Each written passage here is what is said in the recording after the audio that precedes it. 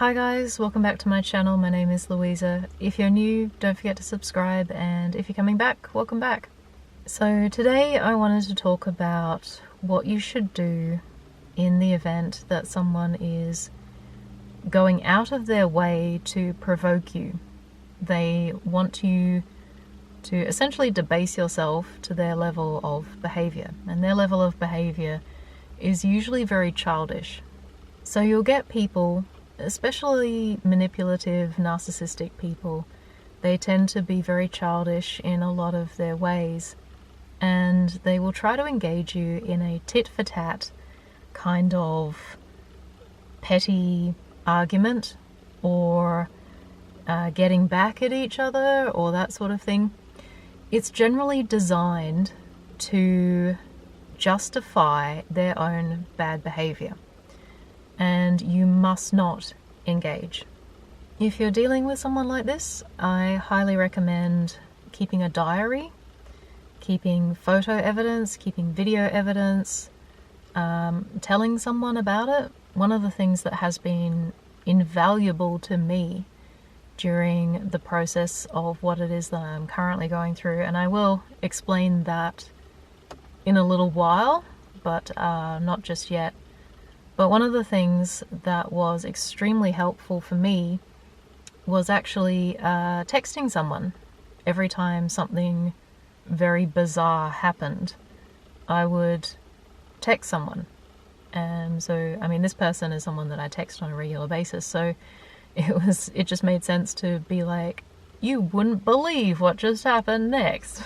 So when it came to actually writing out a documentation of everything that has happened with dates and times, I have dates and times, and I also have photos. So I'm able to establish a pattern of behavior that I can fall back on when it comes to asserting my legal rights.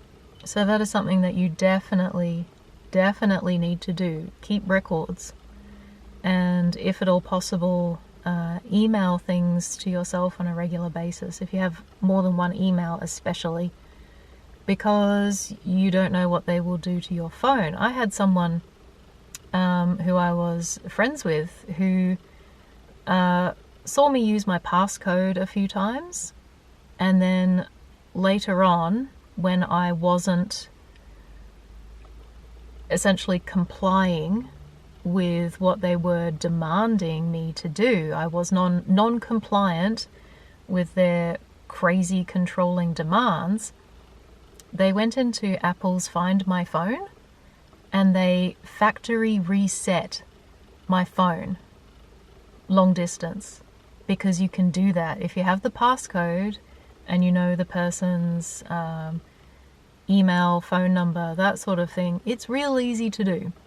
And I can tell you now that Apple does absolutely nothing about it. If you report this to them, they're just like, eh. So I highly recommend turning off that particular function, or changing your passcode if you're dealing with someone who is not trustworthy. You should probably just assume that you need to change all of your passwords and passcodes whenever you're dealing with someone who is irrational and controlling. There's a passage in Ephesians chapter 5 where it gives this advice. Look carefully then how you walk, not as unwise but as wise, making the best use of the time, because the days are evil. Therefore do not be foolish, but understand what the will of the Lord is. This particular passage is talking about how you walk, how you conduct yourself as a Christian. Because as a Christian, in general, you will come under fire from a lot of different people who generally just find your beliefs very triggering. People who are trying to operate in darkness don't like having light around. So if you're just even existing around them, generally speaking, you will inadvertently shine light on the contrast between how you conduct yourself and how they conduct themselves. And they don't like the comparison. They don't like how it makes them feel. And it's not necessarily that you're doing anything to them or trying to be judgmental or trying to point anything out. You're just being yourself. So you'll find people occasionally who think that who you are is offensive to them because it makes them aware of how much they're falling short. They don't like having the reminder, they don't like having the contrast, and they feel judged even if you're not actually judging them. So the apostles advised a lot of their churches to be very, very careful. Jesus himself said, be innocent as doves but wise as serpents. You have to be wise to the fact that other people do not have good intentions towards you. And some people are prepared to do all sorts of terrible things to bring you down. They don't necessarily have a conscience. They don't necessarily have scruples. They don't necessarily have limits on what they will and won't do. And pretty much the entire book of 1 Peter is all about addressing how people should conduct themselves in a world of evil. Therefore, preparing your minds for action and being sober-minded, set your hope fully on the grace that will be brought to you at the revelation of Jesus Christ. As obedient children, do not be conformed to the passions of your former ignorance, but as he who called you is holy, you also be holy in your conduct, since it is written, "You shall be holy, for I am holy."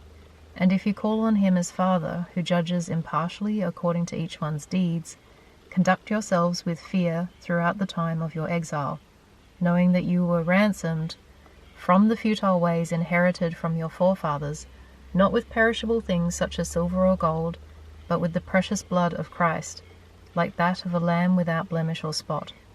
So, first piece of advice: fear God.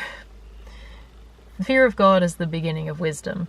So if you remember that God judges impartially based on how it is that we actually conduct ourselves, and if you remember that you're bought and paid for not with a small amount, but with someone's actual blood, someone actually poured out their life so that you might be redeemed from this world, then it gives you a sense of your obligation to reciprocate, your obligation to actually change. And in chapter 2 it goes on to say, "Beloved, I urge you as sojourners and exiles to abstain from the passions of the flesh which wage war against your soul. Keep your conduct among the Gentiles honorable, so that when they speak against you as evildoers, they may see your good deeds and glorify God on the day of visitation. Be subject for the Lord's sake to every human institution, whether it be to the emperor as supreme, or the governors as sent by him to punish those who do evil and to praise those who do good. For this is the will of God, that by doing good you should put to silence the ignorance of foolish people. Live as people who are free, not using your freedom as a cover-up for evil, but living as servants of God. Honor everyone, love the brotherhood, fear God, honor the emperor."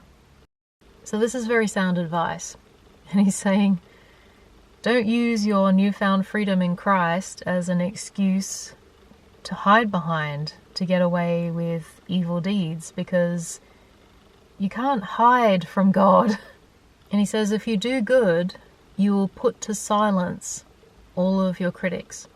If your conduct is honorable, when they try to lay certain charges at your feet, they can't stick because there is absolutely no validity to it. There's no truth to it. They can't prove anything because it's not true. In chapter 3, verse 9, it says, "Do not repay evil for evil or reviling for reviling, but on the contrary, bless, for to this you are called, that you may obtain a blessing." One of the Proverbs says that if you do good to someone who does evil to you, it will heap coals of condemnation on their head. And that's very true. If someone is treating you shamefully and you never retaliate, you never repay them with the same level of unkindness or engage in that whole tit for tat kind of thing that they really want you to get into, then usually what happens is they get extremely frustrated. They actually get more angry. They get more reckless sometimes. They get sometimes even more dangerous. So you do have to watch yourself. You need to protect yourself and try and make sure that you are as distanced from them as humanly possible. So seek to be independent of them. You know, if you work with them, find another job. If you live with them, find somewhere else to live. If they go to church with you, find a different church. I've found in the past that when you remove yourself from situations where someone is trying to blame you for their behavior, you remove yourself and they're the only one that's left, and nothing changes. They still behave the same way. They're still doing the same antics. They're still pissing people off. They don't have anyone to blame anymore.